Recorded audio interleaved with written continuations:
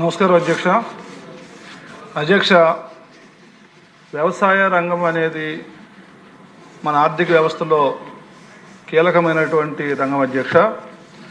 ఈ వ్యవసాయ రంగానికి సంబంధించి ఈరోజు ఆంధ్రప్రదేశ్ రాష్ట్రంలో వ్యవసాయ రంగం 28% వృద్ధికి వచ్చిందంటే కారణం వ్యవసాయ రంగానికి అవసరమైనటువంటి అన్ని ప్రాజెక్టుల మీద సుమారుగా 98,000 కోట్ల రూపాయలు 2014 ప్రభుత్వంలో ఇప్పుడు కలిపి ఈ రంగానికి ఖర్చు పెట్టి ఆంధ్రప్రదేశ్ రాష్ట్రంలో 63 ప్రాజెక్టులు ప్రారంభించి 23 ప్రాజెక్టులు పూర్తి చేసి రైతాంగాన్ని అన్ని విధాలుగా ఆదుకోవడానికి సంబంధించి ఏమైనా కార్యక్రమాలు జరిగాయంటే దానికి కారణం గౌరవ ముఖ్యమంత్రి నారా చంద్రబాబు గారు అధ్యక్ష.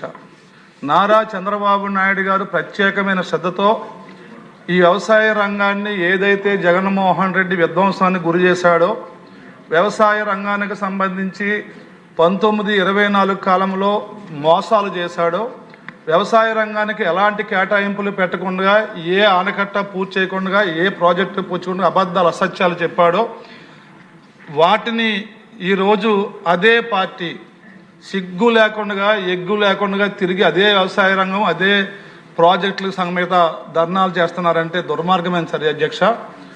కాబట్టి ఆంధ్రప్రదేశ్ రాష్ట్రంలో వ్యవసాయ రంగానికి సంబంధించి ఇంతవరకు గౌరవ మంత్రి గారు ఏదైతే అన్ని రకాలుగా ప్రయోజనాలు చెప్పారో ఈ ప్రయోజనాలతో పాటు ప్రధానమైన సమస్య ఒకటి మీ ద్వారాగా గౌరవ మంత్రి గారికి గౌరవ ముఖ్యమంత్రి గారికి కూడా తెలియజేస్తున్న అధ్యక్ష. అదేంటి అంటే ఆంధ్రప్రదేశ్ రాష్ట్రం సుదీర్ఘ తీరం సముద్ర తీరం ఉన్నటువంటి కోస్తా తీరం రాష్ట్రం అధ్యక్ష. ఈ తీరంలో ఉన్నటువంటి అన్ని నియోజకవర్గాల్లో ఈ వ్యవసాయానికి సంబంధించి పంటలకు సంబంధించి సాధారణ నియోజకవర్గాల కంటే కూడా ఎక్కువ నష్టపోయే పరిస్థితులు ఉన్నాయి అధ్యక్ష. ఎలా అంటే అధ్యక్ష మా అంబేద్కర్ కోనసీమ జిల్లా కానీ వెస్ట్ గోదావరి కానీ పక్కన విశాఖపట్నం కానీ ఇటుపక్క కృష్ణా జిల్లా కానీ ఈ కోస్తా జిల్లాలు చూసుకున్నప్పుడు పంట వరి నాట్లు వేస్తాం అధ్యక్ష. వరి నాట్లు వేసిన తర్వాత అది మొలకెత్తిన వెంటనే తుఫాను అధ్యక్ష సముద్రంలో అన్నీ మునిగిపోతాయి అధ్యక్ష. మళ్ళీ వరి నాట్లు పోతాయి అధ్యక్ష. మళ్ళా వరి నాట్లు వేయాలి అధ్యక్ష. అలానే పంట పండి 10 రోజుల్లో పంట కోసుకుంటాం అనగా అధ్యక్ష ఎప్పుడంత అధ్యక్ష ఇది మీరు చూడండి అధ్యక్ష 10 రోజుల్లో పంట కోస్తామనగా తుఫాను అధ్యక్ష పెద్ద వర్షం అధ్యక్ష అకాల వర్షం అధ్యక్ష పంట అంతా మునిగిపోద్ది. రైతుకి చేతికాడికి వచ్చిన పంట నోటికాడికి రాదు అధ్యక్ష. ఇలాంటి తరుణంలో ఒక 20 సంవత్సరాల నుంచి ఈ కోస్తాలో ఉన్న ముఖ్యంగా గోదావరి జిల్లాల్లో ఉన్నటువంటి రైతాంగానికి ఆక్వా రంగం అనేది ఒక ఆసరాగా ఈ ఆక్వా రంగం వచ్చింది అధ్యక్ష.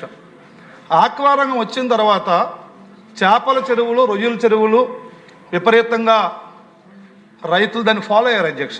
ఎందుకంటే ఖచ్చితంగా వరి చేతికి వచ్చే గ్యారంటీ లేదు కాబట్టి సంవత్సరానికి 4-5 సార్లు తుఫాన్లు వస్తాయి కాబట్టి ఆ తుఫాన్లు కూడా పంట కరెక్ట్గా చేతికి అందే టయానికే వస్తాయి కాబట్టి ఈ ఆక్వా రంగానికి వెళ్తే అక్కడి నుంచి ఆ నష్టాన్ని నివారించుకుందామని చెప్పి రైతాంగం ఆక్వాకి వెళ్ళింది అధ్యక్ష. కానీ ఈ ఆక్వా రంగం చూస్తే అధ్యక్ష 2014-19లో ఆక్వా రంగానికి సంబంధించి చంద్రబాబు నాయుడు గారి పెద్ద మనసుతో అప్పటికి 7 రూపాయలు ఉన్నటువంటి యూనిట్ విద్యుత్ కరెంటు రేట్ని 2 రూపాయలకి రూపాయన్నరకి ఇప్పుడు ఇస్తూ తగ్గించి చాలా మేలు చేశారు అధ్యక్ష. చంద్రబాబు గారు చేసిన మేలుని 19లో వచ్చినటువంటి జగన్మోహన్ రెడ్డి దుర్మార్గంగా ఆక్వా రంగాన్ని కుదేలైపోవడానికి రైతు నష్టపోవడానికి కారణమయ్యే అధ్యక్ష. ఎలాంటి కారణం అంటే అధ్యక్ష చంద్రబాబు నాయుడు గారు 2019లో దిగిపోయే నాటికి ఈ రొయ్యలకు వాడే మేత బస్తా 25 కేజీలు మేత బస్తా అధ్యక్ష 1700 ఉండదు అధ్యక్ష. జగన్ గారు ఎక్కినది 2700కి వెళ్ళింది అధ్యక్ష. అంటే 25 కేజీలు మేత బస్తా మీద 1000 రూపాయల ధర పెరిగింది అధ్యక్ష. అలాగే రొయ్య అమ్మకాలు అనేవి 100 కౌంట్ అని 50 కౌంట్ అని, 40 కౌంట్ అని, 30 కౌంట్ అని, 20 కౌంట్ అని, అంటే కేజీకి ఎన్ని రొయ్యలు తూగుతుందో కౌంట్ ప్రకారంగా ధర ఉంటుంది అధ్యక్ష. ఆ ధర కూడా 100 కౌంట్ వరకు వస్తే చాలు అధ్యక్ష, రైతు కొంతవరకు లాభాల్లోకి వస్తాడు. ఆ తర్వాత ఆటోమేటిక్గా తెగులు కూడా వస్తాయి అధ్యక్ష. అలాంటి సందర్భంలో ఆ 100 కౌంటు రొయ్య ధరని జగన్మోహన్ రెడ్డి టైంలో అప్పటికే 2 లక్షల నుంచి 2,50,000 100 కౌంట్ ఉంటే జగన్ గవర్నమెంట్ వచ్చిన వెంటనే అది 1,50,000కి 1,70,000కి పడిపోతుంది అధ్యక్ష. ఇటేమో ధర పెరిగింది అధ్యక్ష, మేత ధర పెరిగింది, ఇటేమో కరెంటు ధర పెరిగింది, ఇటేమో రైతు కొనుగోలు యొక్క డబ్బులు కూడా పోయాయి అధ్యక్ష. ఇంత తీవ్ర నిరాశ నిస్పృహలో 2019-24 టైంలో ఈ కోస్తా తీరంలో ఉన్నటువంటి ఆక్వా రైతులందరూ జగన్మోహన్ రెడ్డి చేసిన దుర్మార్గమైనటువంటి పాలన వల్ల నష్టపోయారు అధ్యక్ష.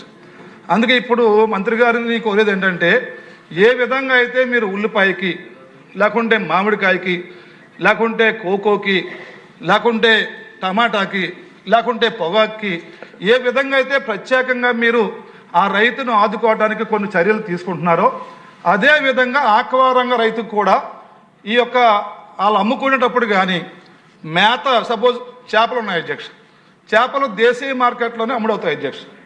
ఈ దేశీయ మార్కెట్లో అమ్ముడే చేప ఆ మేత చూసుకుంటే అధ్యక్ష, ఒక నెలలో ఆ తవుడు డిఓపి పెడతారు అధ్యక్ష, ఒక నెలలో అది 12,000 టన్నుకు ఉంటుంది అధ్యక్ష. ఒక 2-3 నెలలు గడిస్తే 20,000 టన్నుకు వెళ్తుంది అధ్యక్ష. 12,000 నుంచి 20,000 పెరిగినప్పుడు ఆ 20,000లో ఎవరైతే ఏరైతే మేత వాడతాడో ఆ రైతుకి ఎంత మాత్రము లాభం రాదు అధ్యక్ష, తీవ్ర నష్టం వస్తుంది అధ్యక్ష. అందుకే మేత అంటే చేప మేత డిఓబిలో కానీ, అలాగే రొయ్య మేతలో కానీ, అలాగే చేప అమ్ముకునే మార్కెట్లో కానీ, వీటిల్లో కూడా ఏ విధంగా ఇతర ఈ యొక్క రాష్ట్రంలో ఇతర ప్రాంతాల్లో ఉండే కమర్షియల్ క్రాప్స్కి ఏదైతే సాయం చేస్తున్నారో అదే సాయాన్ని ప్రత్యేకంగా కనుక ఈ కోస్తా తీరంలో ఉన్నటువంటి నియోజకవర్గాల్లో ఉన్నటువంటి ఆక్వా రైతులకు కనుక కల్పిస్తే దానివల్ల వీరు నష్టపోకుండా వీరు కూడా వ్యవసాయం చేయడానికి చాలా వీలుంటుంది అధ్యక్ష. ఎందుకంటే అధ్యక్ష, ఇది ప్రత్యామ్నాయంగా అంటే తుఫానుల నుంచి వరిని వేసి నష్టపోయే రైతులకి ఇది ప్రత్యామ్నాయంగా ఆక్వా అనేది ఒక వరంగా మారింది. కాబట్టి ఈ కోస్తాలో ఉన్నటువంటి ఈ నియోజకవర్గాల్లో ఉన్నటువంటి రైతులు నిజంగా వరి ఊడ్చినా కూడా ఆ వరి ధాన్యం ఇంటికెళ్ళే అవకాశం లేదు. కాబట్టి ప్రత్యామ్నాయంగా వచ్చినటువంటి ఈ చేప రొయ్య ఉత్పత్తులకు సంబంధించి ప్రత్యేకమైనటువంటి రాయితీలు, ప్రత్యేకమైన అవకాశాలు రైతాంగానికి ఇవ్వాలని, అలా ఇవ్వటం ద్వారా భవిష్యత్తులో వ్యవసాయాన్ని కాపాడాలని వ్యవసాయ మంత్రి గారిని మీ ద్వారా కోరుకుంటూ, మరొకసారి ఈ రాష్ట్రంలో ఉన్న వ్యవసాయ రంగాన్ని, నీటిపారుదల రంగాన్ని, అన్ని రంగాల్ని 24 గంటలు మానిటరింగ్ చేస్తూ ఈ రాష్ట్రాన్ని భారతదేశంలోనూ వ్యవసాయ రంగంలో అగ్రగామిగా చేయడానికి నిరంతరం కృషి చేస్తున్న గౌరవ ముఖ్యమంత్రి వారికి మీ ద్వారాగా ధన్యవాదాలు తెలియజేసుకుంటూ సెలవు అధ్యక్ష. కృష్ణకుమార్ రాజు. ధన్యవాదములు అధ్యక్ష. అనుకోకుండా వరం ఇచ్చారు, సంతోషం. బట్ మీకు చెప్పిన విధంగా 3 నిమిషాల్లో క్లోజ్ చేస్తాను అధ్యక్ష. అధ్యక్ష, రైతు సంక్షేమానికి భరోసా ఇచ్చేది ఎవరు అధ్యక్ష? ప్రధానమంత్రి నరేంద్ర మోడీ గారు, చంద్రబాబు నాయుడు గారు అధ్యక్ష. ఈ రాష్ట్ర ప్రభుత్వము మంచి నిర్ణయం తీసుకుంది. ఏంటంటే మా అచ్చెన్నాయుడు గారిని ఈ రాష్ట్రానికి వ్యవసాయ మంత్రిగా చేయటం ద్వారా ఎన్ని వ్యవసాయ సమస్యలు ఉన్నా చెప్పిన వెంటనే నోచుకుంటున్నాయని చెప్పి ఎమ్మెల్యేస్ చెప్పిన విషయం అధ్యక్ష మీ ద్వారా